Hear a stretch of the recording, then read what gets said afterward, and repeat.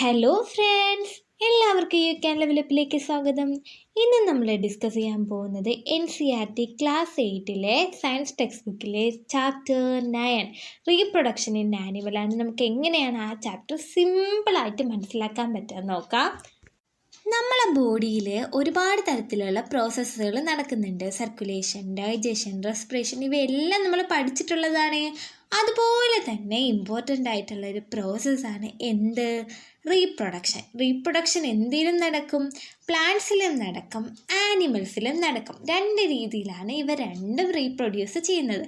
നമ്മൾ ഈ ചാപ്റ്ററിൽ ഡിസ്കസ് ചെയ്യാൻ പോകുന്നത് ആനിമൽസിൻ്റെ ഇടയിലുള്ള റീപ്രൊഡക്ഷൻ എങ്ങനെയാണെന്നാണ് നമ്മൾ നോക്കാനായിട്ട് പോകുന്നത്. അതിനു മുമ്പായിട്ട് ആരെങ്കിലും ഈ ചാനൽ സബ്സ്ക്രൈബ് ചെയ്യാതുണ്ടെങ്കിൽ ഒന്ന് സബ്സ്ക്രൈബ് ചെയ്തേക്കണേ. നിങ്ങൾക്ക് ഏതെങ്കിലും ചാപ്റ്റേഴ്സിൻ്റെ ക്ലാസ് ആവശ്യമായിട്ടുണ്ടെങ്കിൽ അത് കമൻറ്റ് ബോക്സ് കമൻറ്റ് ചെയ്യുകയാണെങ്കിൽ നമ്മൾ ആ ചാപ്റ്ററിന് പ്രിഫറൻസ് കൊടുത്ത് ചെയ്യാൻ ശ്രമിക്കുന്നതാണ് കേട്ടോ. അപ്പം നമുക്ക് വീഡിയോയിലേക്ക് പോയാലോ.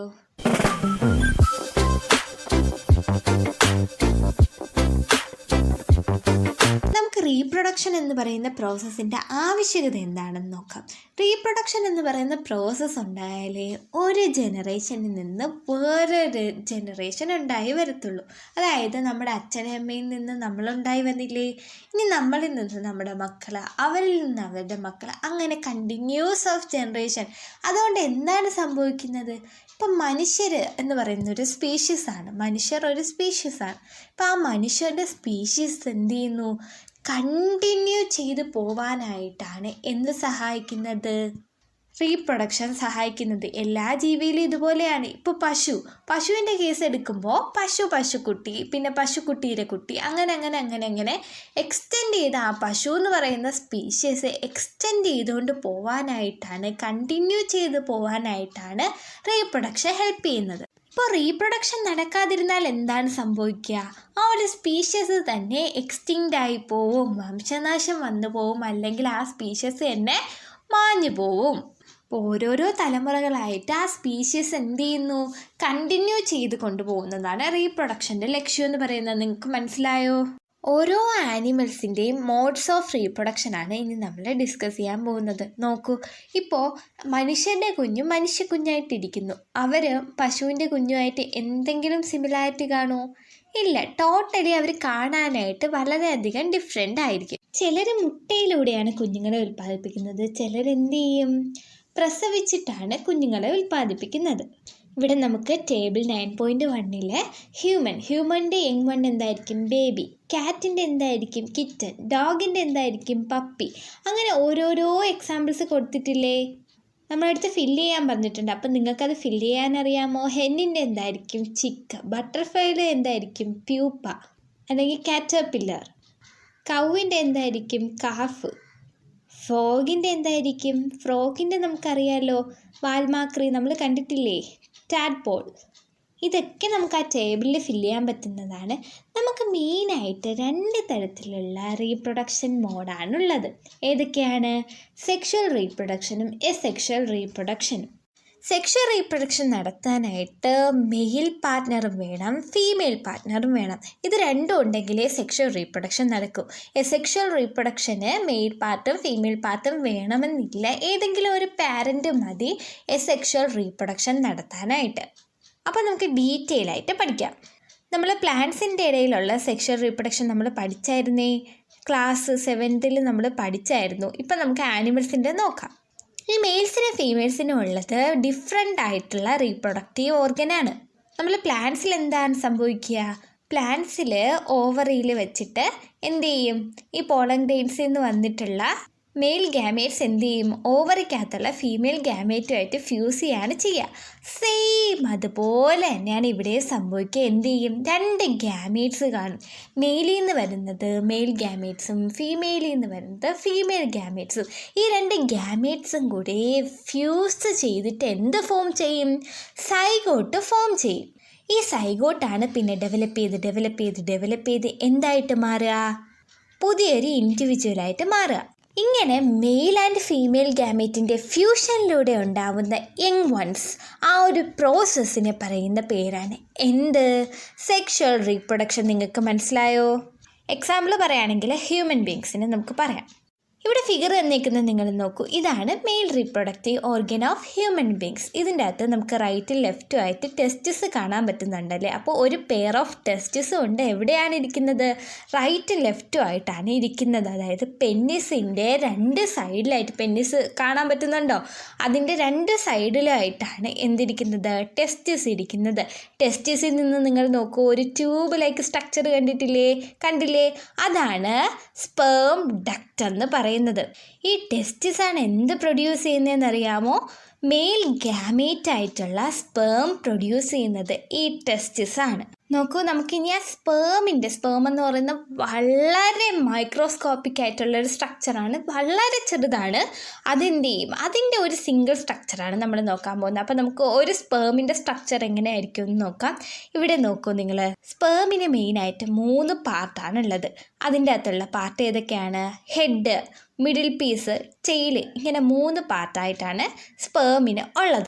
ഇതെന്താണ്? ഈ സ്പേം എന്ന് പറയുന്നത് സിംഗിൾ സെല്ലാണ്. നോർമലി ഒരു സെല്ലിൽ കാണുന്ന എല്ലാ സെൽ കമ്പോണൻറ്റും അടങ്ങിയിട്ടുള്ള ഒരു സിംഗിൾ സെല്ലാണ് എന്ത്? ഈ സ്പേം എന്ന് പറയുന്നത്. ഇതിന് പിന്നെ റീപ്രൊഡക്റ്റീവ് ആയിട്ടുള്ള സ്പെഷ്യലൈസ്ഡ് സ്ട്രക്ചറൊക്കെ ഉണ്ടെന്നേ ഉള്ളൂ. ഇനി നമ്മൾ നോക്കാൻ പോകുന്നത് ഫീമെയിൽ റീപ്രൊഡക്റ്റീവ് ഓർഗനാണ്. ഫീമെയിൽസിൻ്റെ ഇടയിൽ സ്ത്രീകൾക്ക് കാണാൻ പറ്റുന്ന റീപ്രൊഡക്റ്റീവ് ഓർഗനാണ് ഹ്യൂമൻ ബീങ്സിൽ. നമുക്ക് നോക്കാം. ഇവിടെ നമ്മൾ മെയിലെ ടെസ്റ്റിസ് പറഞ്ഞ പോലെ ഇവിടെ നമുക്ക് കാണാൻ പറ്റുന്നത് പെയർഡ് ആയിട്ടുള്ള ഓവറീസ് ആണ്. ഓവറീസ് അത് നോക്കൂ, 2 സൈഡിലായിട്ട് ഓവറീസ് കാണാൻ പറ്റുന്നുണ്ടോ? നേരത്തെ പെന്നിസിൻ്റെ 2 സൈഡിലായിട്ട് ടെസ്റ്റിസ് കാണാൻ പറ്റുന്ന പറഞ്ഞ പോലെ ഇവിടെ യൂട്രസിൻ്റെ 2 സൈഡിലായിട്ടാണ് എന്തിരിക്കുക? ഓവറി ഇരിക്കുക. നമുക്ക് ഓവറിയിൽ നിന്നൊരു കുഴൽ വരുന്ന കണ്ടില്ലേ? നമുക്ക് ടെസ്റ്റിസിൽ നിന്നുള്ള കുഴലിനെ നമ്മൾ സ്പേം ഡക്റ്റ് എന്ന് പറഞ്ഞു. അപ്പോൾ ഇവിടെ ഓവറിയിൽ നിന്നുള്ള കുഴലിനെ എന്തെന്നാ പറയുന്നത് നോക്കൂ? ഓവിഡക്റ്റ് എന്നാണ് പറയുക. അല്ലെങ്കിൽ അതിനൊരു വേറൊരു പേരും കൂടി ഉണ്ട്, നിങ്ങൾ കൺഫ്യൂസ്ഡ് ആവരുത്. ഫെലോപ്പിയൻ ട്യൂബ്സ് എന്നും പറയാറുണ്ട്. മെയിൽ ഗാമേറ്റ്സ് ആയിട്ടുള്ള സ്പേം എവോൾവ് ചെയ്യുന്നത് ടെസ്റ്റിസിൽ നിന്നാണെങ്കിൽ ഫീമെയിൽ ഗാമേറ്റ് ആയിട്ടുള്ള ഓവ അല്ലെങ്കിൽ എഗ് എവിടെ നിന്നാണ് എവോൾവ് ചെയ്യുന്നതെന്ന് വെച്ചാൽ ഓവറീസിൽ നിന്നാണ് എവോൾവ് ചെയ്യുന്നത്. അതിനൊരു പ്രത്യേകതയുണ്ട്. ഇപ്പോൾ ഒരു സമയത്ത് റൈറ്റ് സൈഡിലുള്ള ഓവറിൽ നിന്നാണ് ഓവ എവോൾവ് ചെയ്ത് വരുന്നതെങ്കിൽ നെക്സ്റ്റ് ടൈമിൽ എവിടെ നിന്നായിരിക്കും? ലെഫ്റ്റ് സൈഡിൽ നിന്നുള്ള ഓവറിൽ നിന്നായിരിക്കും ഓവ ഡെവലപ്പ് ചെയ്ത് വരുന്നത്. ഇങ്ങനെ ആൾട്ടർനേറ്റീവ് ആയിട്ടായിരിക്കും ഇതെന്ത് ചെയ്യുക? പ്രൊഡ്യൂസ് ചെയ്യുക. അങ്ങനെ ഓരോ മന്തിലും ഓരോ ഓവറിൽ വെച്ചിട്ട് ഓരോരോ ഓവം ഇങ്ങനെ പ്രൊഡ്യൂസ് ചെയ്തുകൊണ്ടിരിക്കും. നമുക്കറിയാം അല്ലേ, യൂട്രസിൽ വെച്ചിട്ടാണ് ഒരു ബേബി ഡെവലപ്പ് ചെയ്യുന്നത്. യൂട്രസ് എന്ന് പറയുന്നത് ഗർഭപാത്രമാണ്. അവിടെ വെച്ചിട്ടാണ് എന്ത് ചെയ്യുക? ബേബി ഡെവലപ്പ് ചെയ്ത് വരുന്നത്. നമ്മൾ സ്പേം പറഞ്ഞ പോലെ തന്നെയാണ് നമ്മുടെ ഓവത്തിൻ്റെ കേസ് അല്ലെങ്കിൽ എഗ്ഗിൻ്റെ കേസ് എന്ന് പറഞ്ഞാൽ. അതും ഒരു സിംഗിൾ സെൽഡ് സ്ട്രക്ചറാണ്. കമ്പോണൻസ് എല്ലാം അടങ്ങിയിട്ടുള്ള, സെല്ലിൻ്റെ എല്ലാ കമ്പോണൻസും അടങ്ങിയിട്ടുള്ള ഒരു സിംഗിൾ സെല്ല് സ്ട്രക്ചർ തന്നെയാണ് ഈ ഓവ എന്ന് പറയുന്നത്, എഗ്സ് എന്ന് പറയുന്നത്. ഓവ എന്ന് പറയുന്നത് എന്താണ്? അതിൻ്റെ പ്ലൂറലും ഓവമാണ് സിംഗുലർ. ഇപ്പോൾ ഒരു ഓവയാണ് കാണിക്കുന്നതെങ്കിൽ അതിനെന്ത് പറയും? ഓവം എന്നാണ് പറയുക. ഇപ്പോൾ ഒന്നിക്കൂടുതൽ. ഇനി നമ്മൾ നോക്കാൻ പോകുന്നതാണ് ഫെർട്ടിലൈസേഷൻ. ഫെർട്ടിലൈസേഷൻ എന്ന് പറഞ്ഞാൽ എന്താണെന്നറിയാമോ? നമ്മുടെ ഈ മെയിൽ ഗാമേറ്റും ഫീമെയിൽ ഗാമേറ്റും കൂടെ വന്ന് ഫ്യൂസ് ചെയ്യില്ലേ? ആ ഒരു പ്രോസസ്സ്, ഫ്യൂസ് ചെയ്തിട്ടുള്ള പ്രോസസ്സാണ് എന്തെന്ന് പറയുന്നത്? ഫെർട്ടിലൈസേഷൻ എന്ന് പറയുന്നത്. നമുക്ക് നോക്കാം അതെങ്ങനെയാണെന്ന്. റീപ്രൊഡക്ഷൻ്റെ ഫസ്റ്റ് സ്റ്റെപ്പാണ് എന്തെന്ന് പറയുന്നത്? ഈ ഫെർട്ടിലൈസേഷൻ എന്ന് പറയുന്നത്. ഇവിടെ എന്ത് ചെയ്യും? നമ്മുടെ ഇവിടെ ഹ്യൂമൻ ബീങ്സിൻ്റെ കേസ് എടുക്കുകയാണെങ്കിൽ മെയിൽ ഗാമേറ്റ് ആയിട്ടുള്ള സ്പേമും ഫീമെയിൽ ഗാമേറ്റും ആയിട്ടുള്ള ഓവുമാണ് എന്ത് ചെയ്യുക? ഫ്യൂസ് ചെയ്യേണ്ടത്. അതിൽ നമ്മൾ ഫ്യൂസ് ചെയ്യുന്ന സമയത്ത് ഈ മെയിൽ ഗാമേറ്റാണ് ഫീമെയിൽ ഗാമേറ്റിനെ തേടി വന്നിട്ട് ഇങ്ങനെ ഫ്യൂസ് ചെയ്യുക. ഫീമെയിൽ ഗാമേറ്റ് ഒരു സ്ഥലത്തിരിക്കുക, അപ്പോൾ മെയിൽ ഗാമേറ്റ് ഓടി വന്നിട്ടാണ് ഫ്യൂസ് ചെയ്യുക. ഫീമെയിൽ ഗാമേറ്റിൻ്റെ അകത്തോട്ട് ഇങ്ങനെ പ്രവേശിക്കും. അങ്ങനെയാണ് ആ ഫ്യൂഷൻ നടക്കുക. ഇവിടെ നോക്കൂ, ഇവിടെ നമുക്ക് ഫിഗർ തന്നേക്കുന്ന കണ്ടോ? ഇതിൻ്റെ അകത്ത് നമ്മൾ ലക്ഷക്കണക്കിന് സ്പേമാണ് ഒരു വ്യക്തിയിൽ നിന്ന് വരുന്നത്. അത് വന്നിട്ട് നമ്മുടെ ഇവിടെ ഓവം ഇരിക്കുകയാണ്. ഓവത്തിൻ്റെ അകത്തോട്ട് വന്നിങ്ങനെ തട്ടി നിൽക്കും, പുറത്ത് വന്നിങ്ങനെ തട്ടി നിൽക്കും. പക്ഷേ ഒരെണ്ണത്തിന് മാത്രമേ ഇതിൻ്റെ അകത്തോട്ട് കയറാൻ പറ്റൂ. അതിൽ ഏറ്റവും മിടുക്കനായിട്ടുള്ള ആൾ മാത്രം അകത്തോട്ട് കയറുകയാണ്. കയറിയതിന് ശേഷം ഇതിൻ്റെ അകത്ത് നമ്മൾ പറഞ്ഞല്ലോ, ഈ സ്പേം എന്ന് പറയുന്നത് ഒരു സിംഗിൾ സെൽഡ് ആണെന്ന് പറഞ്ഞു. അപ്പോൾ അതിൻ്റെ അകത്ത് എന്ത് കാണും? സെല്ലിൻ്റെ എല്ലാ കമ്പോണൻറ്റും ഉണ്ടെന്ന് നമ്മൾ പറഞ്ഞായിരുന്നേ. അതിൻ്റെ അകത്ത് ന്യൂക്ലിയസും കാണും. ഈ ന്യൂക്ലിയസ് മാത്രം അവശേഷിച്ചിട്ട് ബാക്കി എല്ലാ ഭാഗവും എന്ത് ചെയ്യുമെന്നറിയാമോ? എല്ലാ ഭാഗവും പോവും. അപ്പോൾ ഈ ന്യൂക്ലിയസ് ഉണ്ടല്ലോ, ഈ ന്യൂക്ലിയസ് നമ്മുടെ ഓവവും ഒരു സെല്ലാണെന്നറിയാമോ? ആ സെല്ലിൻ്റെ അകത്തും എന്ത് കാണും? ന്യൂക്ലിയസ് കാണില്ലേ? ഇപ്പോൾ സ്പേമിൻ്റെ ന്യൂക്ലിയസും ഓവത്തിൻ്റെ ന്യൂക്ലിയസും കൂടെ എന്ത് ചെയ്യും?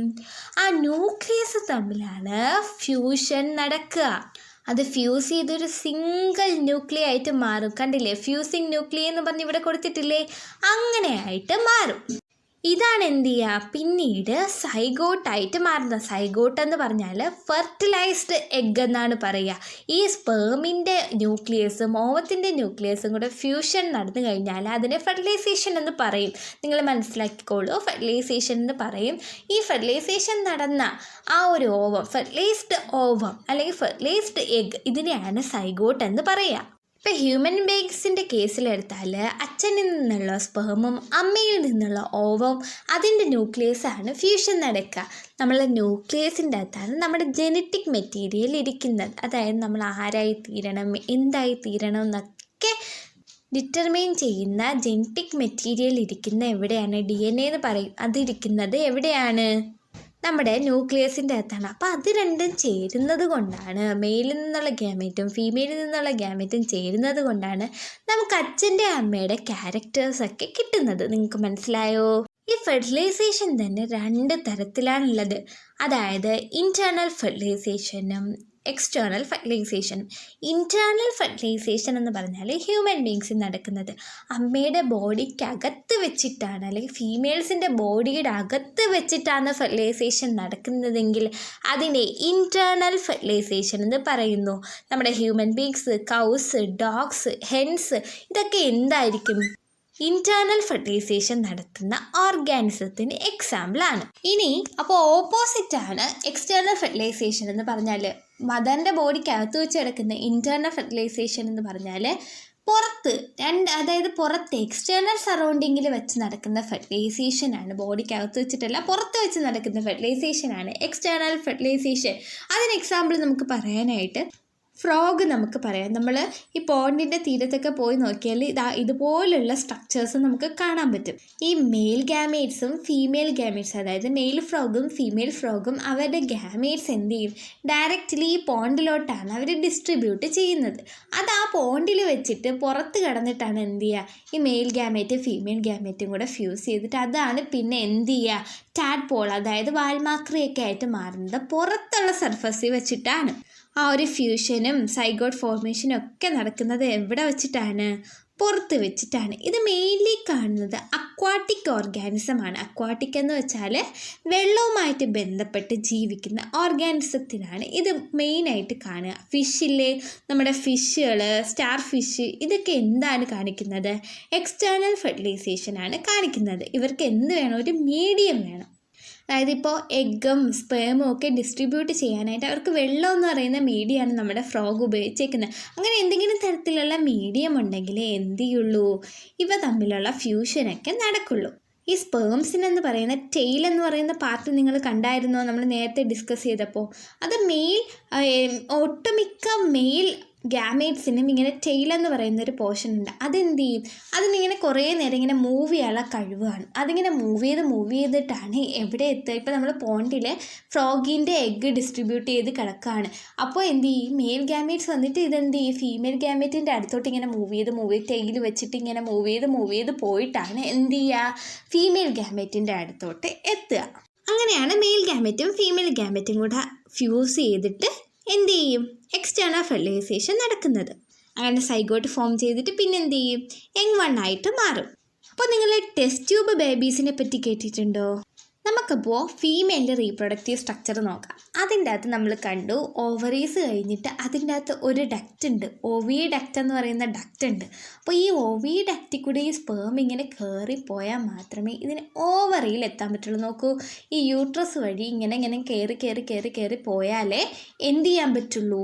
ഈ ഓവറീസിൻ്റെ അടുത്തോട്ട് എത്താൻ പറ്റുള്ളൂ. ഓവറീസിലല്ലേ നമ്മുടെ ഓവ ഇരിക്കുന്നത്, അതിൻ്റെ അടുത്തോട്ട് എത്താൻ പറ്റുള്ളൂ. അപ്പോൾ ചില സ്ത്രീകളിൽ എന്ത് ചെയ്യുമെന്നറിയാമോ? ഈ ഓവി ഡക്റ്റ് എന്ന് പറയുന്ന ആ ഒരു പാത്തുണ്ടല്ലോ ബ്ലോക്ക് ആയിരിക്കും, അത് അടഞ്ഞിരിക്കും. ആ സമയത്ത് നമ്മുടെ സ്പേമിനുണ്ടല്ലോ ഇത് പാസ് ചെയ്തിട്ട് ഓവിഡക്റ്റ് പാസ് ചെയ്തിട്ട് ഓവറീസിലോട്ട് എത്താനായിട്ട് പറ്റില്ല. അങ്ങനെ പറ്റില്ലെങ്കിൽ ഫ്യൂഷൻ നടക്കുമോ? നടക്കില്ല. നടന്നാലല്ലേ ബേബീസ് ഉണ്ടാവുള്ളൂ. അപ്പം ബേബീസ് ഉണ്ടാവുന്നൊരു കണ്ടീഷൻ വരുന്ന സമയത്തിലാണ് എന്ത് ചെയ്യുക, ഈ ഇൻവിട്രോ ഫെർട്ടിലൈസേഷൻ അല്ലെങ്കിൽ ടെസ്റ്റ് ട്യൂബ് ബേബീസ് എന്ന് പറയുന്ന ആശയം വരുന്നത്. ഇതിൽ എന്തു ചെയ്യുമെന്നറിയാമോ?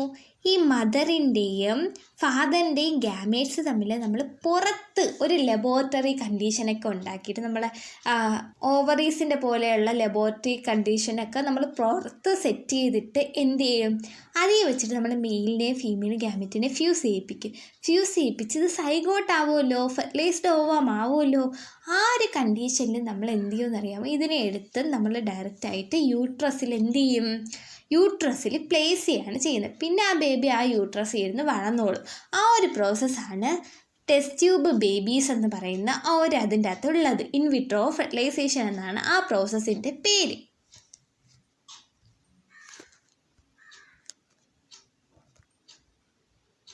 ഈ എക്സ്റ്റേണൽ ഫെർട്ടിലൈസേഷനും ഇൻറ്റേർണൽ ഫെർട്ടിലൈസേഷനും ഉണ്ടെന്ന് നമ്മൾ പറഞ്ഞല്ലോ.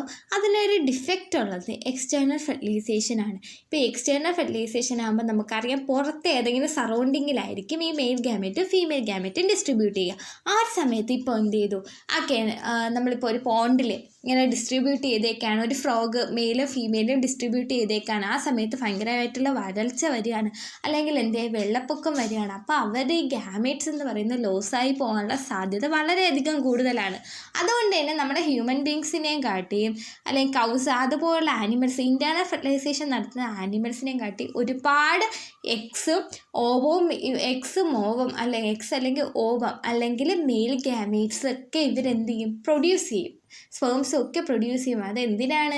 അവരുടെ റീപ്രൊഡക്റ്റീവ് ചാൻസ് എങ്ങനെയെങ്കിലും ഏതെങ്കിലും ഒന്ന് ഫ്യൂസായി കിട്ടാൻ വേണ്ടിയിട്ടാണ് ഇത്രയും അധികം അവരെന്ത് ചെയ്യുക, പ്രൊഡ്യൂസ് ചെയ്യുക. അപ്പോൾ ഇതും കൂടെ ഒന്ന് ഓർത്ത് വയ്ക്കുക. എക്സ്റ്റേണൽ ഫെർട്ടിലൈസേഷൻ നടത്തുന്ന ഓർഗാനിസത്തിൽ ഈ മെയിൽ ഗ്യാമറ്റിൻ്റെ ഫീമെയിൽ ഗ്യാമറ്റിൻ്റെ കൗണ്ട് എന്ന് പറയുന്നത് വളരെയധികം കൂടുതലായിരിക്കും. അതെന്തിനാണ്? അവരുടെ ചാൻസ് ഓഫ് റീപ്രൊഡക്ഷൻ ഇൻക്രീസ് ചെയ്യാനായിട്ടാണ്. മനസ്സിലായോ? ചാൻസ് ഓഫ് റീപ്രൊഡക്ഷൻ ഇൻക്രീസ് ചെയ്യാൻ വേണ്ടിയിട്ടാണ് ഇങ്ങനെ കൗണ്ട് കൂടുതലായിട്ടുള്ള മെയിൽ ഗ്യാമറ്റ്സും ഫീമെയിൽ ഗ്യാമറ്റ്സും അവർ പ്രൊഡ്യൂസ് ചെയ്യുന്നത്. നെക്സ്റ്റ് നമ്മൾ നോക്കാൻ പോകുന്ന ഡെവലപ്മെൻറ്റ് ഓഫ് എംബ്രിയോ ആണ്. ഫെർട്ടിലൈസേഷൻ നടന്നതിൻ്റെ ഭാഗമായിട്ട് എന്ത് കിട്ടും? നമുക്ക് സൈഗോട്ട് കിട്ടും. സൈഗോട്ട് ഡെവലപ്പ് ചെയ്തിട്ടാണ് എംബ്രിയോ ഉണ്ടാവുന്നത്. എംബ്രിയോയ്ക്കകത്ത് നമുക്ക് എന്ത് ചെയ്യും, ഈ സൈഗോട്ട് എന്ത് ചെയ്യും, ഡിവൈഡ് ചെയ്ത് കുറേ സെൽസ് ആയിട്ടിരിക്കുന്ന ഫോമിനെയാണ് നമ്മൾ എംബ്രിയോ എന്ന് പറയുക. ഇപ്പോൾ സൈഗോട്ടിൻ്റെ അകത്ത് 2 സെല്ലാണെന്നുണ്ടെങ്കിൽ 2 സെല്ല് 4 സെല്ലാവും, 4 സെല്ല് 8 സെല്ലാവും, 8 സെല്ല് പിന്നെ 16 സെല്ലാവും. ഇങ്ങനെ ഡിവൈഡ് ചെയ്ത് ഇങ്ങനെ സെല്ലിൻ്റെ ഒരു കൂട്ടമായിട്ട് ഇരിക്കുന്ന ഒരു സ്ട്രക്ചറാണ് എംബ്രിയോ എന്ന് പറയുന്നത്. ഈ എംബ്രിയോ ആണ് അവസാനം എവിടെ ചെന്ന് പതിക്കുന്നത്? യൂട്രസിൽ വരും. നോക്ക്, ഇത് എംബ്രിയോ പോകുന്ന വേ കണ്ടോ നിങ്ങൾ? ഈ ഓവിഡക്റ്റിൽ കൂടെ ഫെലോപ്പിയൻ ട്യൂബിൽ കൂടെ മൂവ് ചെയ്ത് യൂട്രസിലെത്തിയിട്ട് യൂട്രസിൻ്റെ വാളുമായിട്ട് ഇങ്ങനെ പറ്റി പിടിച്ചിരിക്കും. അവിടെ നിന്നിട്ടാണ് എന്ത് ചെയ്യുക, ഈ പതുക്കെ ഗ്രോത്തൊക്കെ നടന്നിട്ടാണ് ഈ എംബ്രിയോയ്ക്കകത്ത് കൈ വരും, കാല് വരും, തല വരും, കണ്ണ് വരും, ചെവി വരും. ഇതൊക്കെ വന്നിട്ടാണ് ഫൈനലി ഇത് ഫീറ്റസ് ആയിട്ട് മാറുന്നത്. ബോഡി പാർട്സ് ഒക്കെ നമുക്ക് ഐഡൻറ്റിഫൈ ചെയ്യാൻ പറ്റുന്ന ഒരു സ്റ്റേജാണ് ഫീറ്റസ് എന്ന് പറയുന്നത്. യങ് വൺ ഫീറ്റസ് ആയിട്ട് മാറുന്ന ഒരു സ്റ്റേജ്. ഈ ഫീറ്റസിൻ്റെ ഡെവലപ്മെൻറ്റ് കംപ്ലീറ്റ് ആയി കഴിയുമ്പോഴാണ് എന്ത് ചെയ്യുക, ഈ അമ്മ കുട്ടിയെ പ്രസവിക്കുന്നത്, ബേബിക്ക് ബർത്ത് നൽകുന്നത് ഈ ഫീറ്റസിൻ്റെ ഡെവലപ്മെൻറ്റ് കംപ്ലീറ്റ് ആകുമ്പോഴാണ്. ഇനി നമുക്കൊരു ഡൗട്ട് വരും. നമുക്ക് ഹെന്നിനും കൗവിനും ഒക്കെ ഇൻറ്റേർണൽ ഫെർട്ടിലൈസേഷൻ ആണെന്ന് പറഞ്ഞു. പക്ഷെ കൗ എന്ത് ചെയ്യും? കുഞ്ഞുങ്ങളെ ഡയറക്റ്റായിട്ട് പ്രസവിച്ചിടുമ്പോൾ ഹെന്ന് എന്ത് ചെയ്യാണ് ചെയ്യുക? മുട്ടയിടാറാണല്ലേ ചെയ്യുന്നത്. ഇൻറ്റേർണൽ ഫെർട്ടിലൈസേഷൻ ആയിട്ട് കൂടി അതിൻ്റെ അകത്ത് 2 ഡിഫറൻസ് നിങ്ങൾക്ക് കാണാൻ പറ്റുന്നില്ലേ? അതെന്തുകൊണ്ടാണെന്നറിയാമോ? ഈ ഹെന്നിൻ്റെ കേസിൽ നമ്മളിങ്ങനെ എംബ്രിയോയ്ക്കകത്ത് ഒരുപാട് സെൽസ് വന്നിങ്ങനെ ഡിവൈഡ് ചെയ്യുന്ന സമയത്ത് ഇതിൻ്റെ അകത്ത് ഒരുപാട് ലെയേഴ്സ് ഉണ്ടാവും. ചുറ്റും നമ്മുടെ ബേബിയെ ഇങ്ങനെ പ്രൊട്ടക്റ്റ് ചെയ്യാൻ വേണ്ടിയിട്ട് ഒരുപാട് ലെയേഴ്സ് ഉണ്ടാവും. അതിലൊരു ലെയർ എന്ത് ചെയ്യുമെന്നറിയാമോ? പുറത്തിരിക്കുന്ന ലെയർ എന്ത് ചെയ്യും? നല്ല ഹാർഡ് ഷെല്ലായിട്ട് മാറും. അത് നമ്മുടെ അകത്തിരിക്കുന്ന ബേബിയെ പ്രൊട്ടക്റ്റ് ചെയ്യാൻ വേണ്ടിയിട്ടാണ്, സൈഗോട്ടിന് കൂടുതൽ പ്രൊട്ടക്ഷൻ കൊടുക്കാൻ വേണ്ടിയിട്ടാണ് പുറത്തുള്ളത് എന്ത് ചെയ്യുക, ഹാർഡ് ഷെല്ലായിട്ട് മാറുന്നത്. അതാണ് കോഴി മുട്ടയിടുമ്പോൾ ഡയറക്റ്റായിട്ട് ഇങ്ങനെ മുട്ടയിട്ടാൽ എന്ത് ചെയ്യും, അതിൻ്റെ അകത്തുള്ള ഫ്ലൂയിഡ് എല്ലാം കൂടി നമുക്കറിയാമല്ലോ, കോഴിമുട്ട പൊട്ടിച്ച് നോക്കുമ്പോൾ അറിയാമല്ലോ ഫ്ലൂയിഡായിട്ടാണ് ഇരിക്കുന്നത്. അപ്പോൾ അതെന്ത് ചെയ്യും, അത് ലോസായി പോകാനുള്ള സാധ്യതയുണ്ട്. അതുകൊണ്ട് തന്നെ അതിന് ഹാർഡ് സെല്ലുണ്ടെങ്കിൽ കംപ്ലീറ്റ് ഡെവലപ്മെൻറ്റ് നടന്നതിന് ശേഷം അല്ലല്ലേ ഈ കോഴിക്കുഞ്ഞുങ്ങൾ പുറത്തോട്ട് വരുന്നത്. കോഴിക്കുഞ്ഞായിട്ടാണോ വരുന്നതല്ല, കോഴിമുട്ടയായിട്ടാണ് പുറത്തോട്ട് വരുന്നത്. ഫെർട്ടിലൈസേഷൻ നടന്നിട്ട് കോഴിമുട്ടയായിട്ടാണ് പുറത്തോട്ട് വരുന്നത്. അപ്പോൾ അത് നശിച്ചു പോകാനുള്ള സാധ്യത വളരെ കൂടുതലല്ലേ. അപ്പോൾ അതിൽ നിന്ന് പ്രിവെൻറ്റ് ചെയ്യാൻ വേണ്ടിയിട്ടാണ് ഇത്രയ്ക്ക് ഹാർഡ് ഷെല്ല് പുറത്ത് കൊടുത്തേക്കുന്നത്. പക്ഷെ കൗവിൻ്റെ കേസിൽ അങ്ങനെയാണോ, അത് പൂർണ്ണ വളർച്ച എത്തിയതിന് ശേഷമാണ് പുറത്തോട്ട് വരുന്നത്. അതുകൊണ്ട് തന്നെ അതിന് ഹാർഡ് ഷെല്ലിൻ്റെ ആവശ്യകതയില്ല. അതിനെന്ത് ചെയ്യും, യൂട്രസ് തന്നെ പ്രൊട്ടക്റ്റ് ചെയ്യാനുള്ള ഒരുപാട് ലെയറൊക്കെ കൊടുത്തിട്ട് യൂട്രസിൻ്റെ അകത്ത് വെച്ച് പ്രൊട്ടക്റ്റ് ചെയ്തിട്ടാണ് പുറത്തോട്ട് വരുന്നത് അല്ലേ. കംപ്ലീറ്റ് ഡെവലപ്മെൻറ്റ് നടന്നതിന് ശേഷമാണ് പുറത്തോട്ട് വരുന്നത്. എഗ്സിൻ്റെ കേസിൽ കംപ്ലീറ്റ് ഡെവലപ്മെൻറ്റ് നടക്കുന്നത് നമ്മൾ എന്ത് ചെയ്യും, കോഴിമുട്ട എടുത്ത് അട വെച്ചിട്ട് 28 ദിവസം കഴിഞ്ഞതിന് ശേഷമേ കംപ്ലീറ്റ് ഡെവലപ്മെൻറ്റ് നടന്നിട്ട് നമുക്ക് കുഞ്ഞിനെ കിട്ടുള്ളൂ. പക്ഷേ മറ്റേ കേസിലാവുമ്പോൾ കംപ്ലീറ്റ് ഡെവലപ്മെൻറ്റ് നടക്കും. ഈ വ്യത്യാസം നിങ്ങൾക്ക് മനസ്സിലായോ? ചിലതിൻ്റെ അകത്ത് ലാർവേ സ്റ്റേജൊക്കെ ഉണ്ടാവും. നമ്മൾ കാണാറില്ലേ, ടാഡ്പോൾസ് എന്ന് പറയുന്ന ഫ്രോഗിൻ്റെ സ്റ്റേജാണ്. ഫ്രോഗ് ആവുന്നതിന് മുമ്പാണ് ഇത് ടാഡ്പോൾസ് ആയിട്ട് ജീവിക്കുന്നത്. അത് നിങ്ങൾ കണ്ടിട്ടുണ്ടാവില്ലേ. അതിൻ്റെ കംപ്ലീറ്റ് ഡെവലപ്മെൻറ്റ് നടന്നതിന് ശേഷമാണ് ഫ്രോഗായിട്ട് മാറുക. ഇത് എക്സ്റ്റേണൽ ഫെർട്ടിലൈസേഷൻ്റെ ഒരു എക്സാമ്പിളായിട്ടാണ് ഫ്രോഗ് നമ്മൾ പറഞ്ഞത്. അതിൻ്റെ അകത്ത് എന്ത് ചെയ്യും, മെയിലും ഫീമെയിലും കൂടെ ഗ്യാമേറ്റ് സൈഗോട്ട് ആയതിനു ശേഷം ഡെവലപ്പ് ചെയ്ത് ടാഡ്പോൾസ് ആയിട്ടാണ് മാറുന്നത്. അതെന്ത് ചെയ്യും, പിന്നെയാണ് കുറേ ദിവസങ്ങൾ കഴിഞ്ഞതിന് ശേഷമാണ് ഫ്രോഗായിട്ട് മാറുന്നത്. നെക്സ്റ്റ് നമ്മൾ ഡിസ്കസ് ചെയ്യാൻ പോകുന്നതാണ് വിവിപാരസ് ഓർഗാനിസം, ഒവിപാരസ് ഓർഗാനിസം. വിവിപാരസ് എന്ന് പറഞ്ഞാൽ ബർത്ത് നൽകുന്നത്, യങ് വൺസിന് ബർത്ത് നൽകുന്ന അല്ലെങ്കിൽ കുട്ടികളെ പ്രസവിക്കുന്ന ജീവികളെ വിവിപാരസ് എന്ന് പറയും. ഒവിപാരസ് എന്ന് പറഞ്ഞാൽ എഗ്ഗ് ലേ ചെയ്യുന്നത്. നമ്മുടെ ബേർഡ്സൊക്കെ കണ്ടിട്ടില്ലേ, നമ്മൾ നേരത്തെ ചിക്കൻ്റെ കാര്യമൊക്കെ എക്സ്പ്ലെയിൻ ചെയ്തായിരുന്നു. അതൊക്കെ എന്താണ്, ഒവിപാരസ് ആണ്. അപ്പം നമുക്ക് ഓർത്ത് വെക്കാനായിട്ട് ഒരു ട്രിക്ക് പറഞ്ഞുതരാം. ഒവിപാരസ്, ഓ എന്ന് പറയുന്ന മുട്ടയുടെ ഷേപ്പിലല്ലേ ഇരിക്കുന്നത്. ഒവിപാരസ് അതായത് എഗ്ഗ് ലേ ചെയ്യുന്നത്. അങ്ങനെ നമുക്ക് ഓർത്ത് വെക്കാനുള്ള ട്രിക്കും കൂടെ ഞാൻ പറഞ്ഞുതരാം. അപ്പോൾ ആ രണ്ട് വ്യത്യാസം നിങ്ങൾക്ക് മനസ്സിലായില്ലേ? നമ്മളെ വീട്ടിൽ തന്നെ നോക്കിയാൽ കാണാം, പല്ലിമുട്ടകൾ നമുക്ക് കാണാൻ പറ്റും. അതുപോലെ തന്നെ ചെറിയ ചെറിയ കോഴിമുട്ട നമുക്ക് കാണാൻ പറ്റും. ഇതൊക്കെ എന്തിൻ്റെ എക്സാമ്പിളായിട്ട് എഴുതാൻ പറ്റും, ഒവിപാരസ് ആനിമൽസിൻ്റെ എക്സാമ്പിളായിട്ട് എഴുതാൻ പറ്റും. ലിസാർഡ് എഴുതാൻ പറ്റും, ചിക്കൻ എഴുതാൻ പറ്റും. അതൊക്കെ നമ്മളെ വീട്ടിൽ തന്നെ കാണുന്നതാണ്. വിവിപാരസ് എന്ന് പറയുമ്പോൾ നമുക്ക് ഡോഗ് എഴുതാം, കൗ എഴുതാം, കാറ്റ് എഴുതാം. ഇതൊക്കെ മുട്ടയിട്ടാണോ? അല്ലല്ലേ. അതൊക്കെ എന്ത് ചെയ്യുന്നു, അവരുടെ കുഞ്ഞുങ്ങൾക്ക് ബർത്ത് നൽകുകയാണ് ചെയ്യുക. അങ്ങനെ കുഞ്ഞുങ്ങളുണ്ടാവുന്ന വരെ നമ്മൾ പറഞ്ഞു. പക്ഷെ കുഞ്ഞുങ്ങൾ എന്ത് ചെയ്യും, അത് വളർന്നാണ് എന്തായിട്ട് മാറുക, അഡൾട്ടായിട്ട് മാറുക. അപ്പം നമ്മളും അങ്ങനെയല്ലേ, കുഞ്ഞിലിരുന്ന പോലെയാണോ നമ്മളിപ്പോൾ ഇരിക്കുന്നത്, വളരുന്നുണ്ടല്ലേ, വളർന്നാണ് നമ്മൾ മുതിർന്ന ഒരാളായിട്ട് മാറുക. അതുപോലെ തന്നെ എല്ലാ ജീവിക്കും അങ്ങനെയുണ്ട്. അപ്പം നമ്മളിവിടെ ഫസ്റ്റ് നോക്കാൻ പോകുന്നത് സിൽക്ക് വേമിൻ്റെ ആണ്. സിൽക്ക് വേം നിങ്ങൾക്കറിയാമോ, പട്ടുനൂൽ പുഴു. അതിൻ്റെ ലൈഫ് സൈക്കിൾ ഇവിടെ കൊടുത്തേക്കാം. നിങ്ങൾ നോക്കൂ, സിൽക്ക് വേം ആദ്യം എഗ് ആയിട്ടിരിക്കും. അതിൽ നിന്ന് എന്ത് ചെയ്യുമെന്നറിയാമോ, കാറ്റർ പില്ലർ ഉണ്ടാവും. കാറ്റർ പില്ലർ മാറിയിട്ട് നെക്സ്റ്റ് സ്റ്റേജ് അതെന്താണ്, കണ്ടില്ലേ, പ്യൂപ്പ സ്റ്റേജാണ്. പ്യൂപ്പ സ്റ്റേജ് എന്ന് പറഞ്ഞാൽ അത് അതിൻ്റെ ഒരു കൂടൊക്കെ കവറിങ് ഒക്കെ തീർത്തിട്ട് അതിൻ്റെ അകത്ത് കയറി ഇങ്ങനെ ഇരിക്കും. ഒരു അനക്കവും ഇല്ലാതെ ഇതെന്ത് സൈലൻ്റ് ആയിട്ടിരിക്കും. ആ ഒരു സ്റ്റേജാണ് പ്യൂപ്പ സ്റ്റേജ് എന്ന് പറയുന്നത്. നിങ്ങൾക്ക് കാണാൻ പറ്റുന്നുണ്ടോ? അതിനുശേഷമാണ് ആ പ്യൂപ്പയിൽ നിന്നൊക്കെ പൊട്ടി പുറത്തിറങ്ങിയതിന് ശേഷമാണ് അത് അഡൾട്ടായിട്ട് മാറുന്നത്. അത് നമ്മൾ പഠിച്ചായിരുന്നു അല്ലേ, ക്ലാസ് 7ൽ നമ്മൾ പഠിച്ചായിരുന്നു അത്. അതുപോലെ തന്നെ ടാഡ്പോഡ്സിലും ഉണ്ട് ഇങ്ങനെയുള്ള ഒരു വ്യത്യാസം എന്ന് പറയുന്നത്. ടാഡ്പോഡ്സ് ഞാൻ പറഞ്ഞില്ലേ, എഗ്സ് ആയിട്ടിരിക്കും. ആ എഗ്ഗ് ഡെവലപ്പ് ചെയ്തിട്ട് എന്ത് ചെയ്യും, ടാഡ്പോളായിട്ട് മാറും. ടാഡ്പോൾസ് അല്ല, ഫ്രോഗ്സിൻ്റെ കേസിലാണ് പറയുന്നത്. ഫ്രോഗിൻ്റെ ലാർവൽ സ്റ്റേജാണ് ടാഡ്പോൾ എന്ന് നമ്മൾ പറഞ്ഞായിരുന്നു. എഗ്ഗ് ഡെവലപ്പ് ചെയ്ത് ലാർവൽ സ്റ്റേജുള്ള ടാഡ്പോളായിട്ട് മാറും. അതാണ് പിന്നെ മെച്ചർ ചെയ്ത് എന്തായിട്ട് മാറുക, ഫ്രോഗായിട്ട് മാറുക, അഡൾട്ടായിട്ട് മാറുക. ഈ ടാഡ്പോളും ഫ്രോഗും ഒരേപോലെയാണോ ഇരിക്കുന്നത്? അല്ല, ഒരുപാട് തരത്തിലുള്ള ഡിഫറൻസ് ഉണ്ട്. അതുപോലെ തന്നെ നമ്മുടെ സിൽക്ക് വേമിൻ്റെ അതിൻ്റെ ലാർവയും കാറ്റർപില്ലറും അഡൾട്ടും ഒക്കെ ഒരേ കണക്കാണോ ഇരിക്കുന്നത്? അല്ല, അത് തമ്മിലും വളരെയധികം എന്തുണ്ട്, ഡിഫറൻസസ് ഉണ്ട്. ഇപ്പോൾ ടാഡ്പോളിൻ്റെ കേസിലാണെങ്കിൽ നീന്താൻ മാത്രം കഴിയുന്ന ടാഡ്പോൾസ് ഡെവലപ്പ് ചെയ്ത് ചാടാനും ജമ്പ് ചെയ്യാനും ഒക്കെ കഴിവുള്ള വലിയ ഫ്രോഗ്സ് ആയിട്ട് മാറുകയാണ്.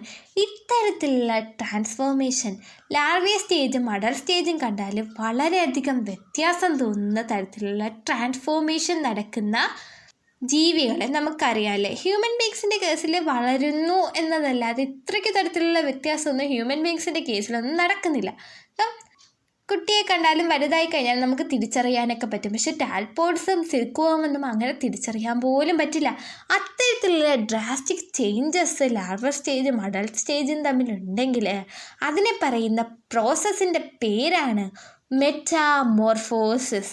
നിങ്ങൾക്ക് മനസ്സിലായോ? മെറ്റാമോർഫോസിസ്. ഇനി നെക്സ്റ്റ് മോഡ് ഓഫ് റീപ്രൊഡക്ഷൻ ആണ് നമ്മൾ ഡിസ്കസ് ചെയ്യാൻ പോകുന്നത്. നമ്മൾ സെക്ഷൽ റീപ്രൊഡക്ഷൻ കഴിഞ്ഞു. ഇനി നെക്സ്റ്റ് മോഡ് എന്താണ്? എസെക്ഷൽ റീപ്രൊഡക്ഷൻ ആണ് നമ്മൾ ചെക്ക് ചെയ്യാൻ പോകുന്നത്. അപ്പോൾ നമുക്ക് ഒരുപാട് ആനിമൽസിൻ്റെ എസെക്ഷൽ റീപ്രൊഡക്ഷൻ എങ്ങനെയാണെന്ന് നോക്കാം.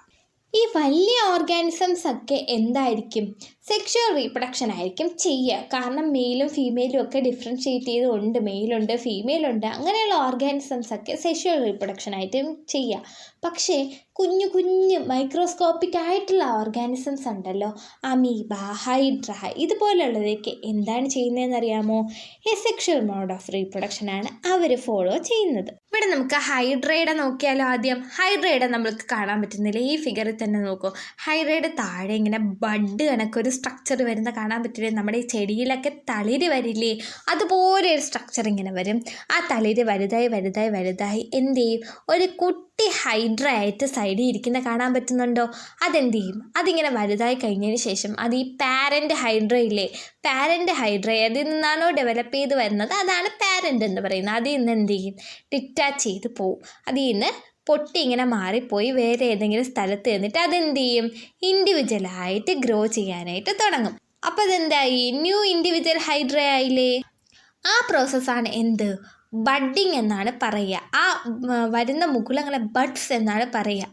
ബൾജസിനെ ബഡ്സ് എന്നാണ് പറയുക. അപ്പോൾ നമ്മൾ ഒരു മോഡ് പഠിച്ചു, എസെക്ഷൽ റീപ്രൊഡക്ഷൻ്റെ അകത്തുള്ളത് ബഡ്ഡിങ്. നെക്സ്റ്റ് നമ്മൾ നോക്കാൻ പോകുന്നത് അമീബയാണ്. അമീബയുടെ ഇവിടെ നോക്കൂ. ഇവിടെ അമീബ സിംഗിൾ സെല്ലാണല്ലേ അമീബയ്ക്കുള്ളത്. ഈ സിംഗിൾ സെല്ല് എന്ത് ചെയ്യുമെന്നറിയാമോ? ഡിവിഷൻ നടക്കും. ഡിവിഷൻ നടന്നിട്ട് നോക്കൂ നിങ്ങൾ. ഇതിൻ്റെ അകത്ത് ആദ്യം അതിൻ്റെ അകത്ത് വെച്ചിരുന്ന ന്യൂക്ലിയസ് ഡിവൈഡ് ചെയ്ത് നോക്കൂ. ഒരു ന്യൂക്ലിയസ് ആയിരുന്ന ഡിവൈഡ് ചെയ്ത് 2 ന്യൂക്ലിയസ് ആയിട്ട് മാറും. എന്നിട്ട് എന്ത് ചെയ്യും? ആ സെല്ലുണ്ടല്ലോ, സെല്ല് പിന്നെ ഡിവൈഡ് ചെയ്ത് 2 സെൽസായിട്ട് മാറും. നോക്കിക്കേ, ഇപ്പോൾ നോക്കിക്കേ, 2 ന്യൂ അമീബയായിട്ട് മാറിയില്ലേ, ഡോട്ടർ അമീബയായിട്ട് മാറിയില്ലേ. അപ്പോൾ ഒരു പാരൻ്റ് അമീബയിൽ നിന്ന് 2 എണ്ണം ഉണ്ടായി മാറി. അപ്പോൾ ആ 2 എണ്ണത്തിൽ നിന്ന് പിന്നെ 4 എണ്ണം ഉണ്ടായി മാറും. അങ്ങനെ അങ്ങനെ ഡിവൈഡ് ചെയ്ത് ഒരുപാട് അമീബകൾ ഉണ്ടാവും. ഇങ്ങനെയാണ് അമീബയുടെ എസെക്ഷൽ മോഡ് ഓഫ് റീപ്രൊഡക്ഷൻ നടക്കുന്നത്. ഈ ഒരു പ്രോസസ്സ്, അതായത് ഒരു ഇൻഡിവിജ്വൽ പകുതിയായിട്ട് ഡിവൈഡ് ചെയ്ത്, കണ്ടില്ലേ, പകുതിയായിട്ടല്ലേ, പകുതി ന്യൂക്ലിയസ് പോയി, പകുതി സെല്ല് പോയി, അങ്ങനെ 2 പകുതിയായിട്ട് ഡിവൈഡ് ചെയ്തിട്ടാണ് 2 ഇൻഡിവിജ്വലായിട്ട് മാറുന്നത്. അങ്ങനെ ഡിവൈഡ് ചെയ്തുണ്ടാവുന്ന പുതിയ ഇൻഡിവിജ്വൽ, ആ ഒരു പ്രോസസ്സിനെ പറയുന്ന പേരാണ് ബൈനറി ഫിഷൻ എന്നാണ് ആ പ്രോസസ്സിനെ പറയുന്നത്. അപ്പോൾ ഈ 2 എസെക്ഷൽ മോഡ് ഓഫ് റീപ്രൊഡക്ഷൻ ആണ് പഠിക്കാനുള്ളത്. ബഡ്ഡിങ് കാണിക്കുന്ന ഹൈഡ്രയിൽ ഒരു മുകുളം വന്നിട്ട് അതെന്ത് ചെയ്യും? വളർന്ന് ഒരു കുട്ടി ഹൈഡ്രയായിട്ട് മാറി സെപ്പറേറ്റ് ചെയ്ത് പോയി ഇൻഡിവിജ്വലായിട്ട് ജീവിക്കുന്നു. അമീബയുടെ കേസിലാകുമ്പോൾ ബൈനറി ഫിഷൻ, ഒരു സെല്ലായിരുന്നത് 2 സെല്ലാവുന്നു, 2 സെല്ലായിരുന്നത് 4 സെല്ലാവുന്നു. ഇങ്ങനെ ഡിവൈഡ് ചെയ്ത് ഒരുപാട് അമീബകൾ ഉണ്ടാവുന്നു. ഇത്തരത്തിലുള്ള 2 പ്രോസസ്സാണ് നമ്മൾ പഠിച്ചത്. ബാക്കിയുള്ളതൊക്കെ നമ്മൾ ഇനി മുമ്പോട്ടുള്ള ക്ലാസ്സുകളിലൊക്കെ പഠിക്കും. നെക്സ്റ്റ് ക്ലോണിങ്ങോട് ഡിസ്കസ് ചെയ്യുമ്പോൾ നമ്മുടെ ഈ ചാപ്റ്റർ അങ്ങ് തീരുവാണ്. ക്ലോണിങ് എന്ന് പറഞ്ഞാൽ നമ്മളിപ്പോൾ ഒരു സെല്ല് എടുത്തിട്ട് ആ സെല്ല് പ്രൊഡ്യൂസ് ചെയ്യാണ്, അല്ലെങ്കിൽ ഒരു പാർട്ട്, ഇപ്പോൾ ഒരു ലെഗ് എടുത്തിട്ട്, ഹ്യൂമൻ ലെഗ് എടുത്തിട്ട് അതേ കണക്ക് പ്രൊഡ്യൂസ് ചെയ്യണം, അല്ലെങ്കിൽ ഇപ്പോൾ ഒരു മൊത്തത്തിലൊരു ഹ്യൂമനെ തന്നെ അതേ കണക്ക് നമുക്ക് ക്രിയേറ്റ് ചെയ്യും. ഇപ്പോൾ എന്നെ തന്നെ, എൻ്റെ ഒരു മിറർ, ഞാൻ കണ്ണാടി നോക്കുമ്പോൾ ഉള്ള ഒരു കോപ്പി കണക്ക് എനിക്ക് പ്രൊഡ്യൂസ് ചെയ്യാം, വേറൊരാളെ പ്രൊഡ്യൂസ് ചെയ്യാൻ കഴിയുകയാണെങ്കിൽ ആ ഒരു ടെക്നിക്കാണ് എന്തെന്ന് പറയുന്നത്? ക്ലോണിങ് എന്ന് പറയുന്നത്. ഈ ക്ലോണിങ് ആനിമൽസിൽ ആദ്യമായിട്ട് ചെയ്ത് സക്സസ് ആയത് ഇവാൻ വിൽമുട്ടും അദ്ദേഹത്തിൻ്റെ കൊളീഗ്സും ആണ്. സ്കോട്ട്ലൻഡിലെ റോസ്ലിൻ ഇൻസ്റ്റിറ്റ്യൂട്ട് ഓഫ് എഡിൻബർഗിലാണ് ഇവരിത് ഈ പരീക്ഷണം ചെയ്തു നോക്കിയത്. ആദ്യമായിട്ട് ചെയ്തത് ഒരു ഷീപ്പിലാണ്. അതിൻ്റെ പേര് എല്ലാവർക്കും അറിയായിരിക്കും, ഡോളി എന്നാണ് അതിൻ്റെ പേര്.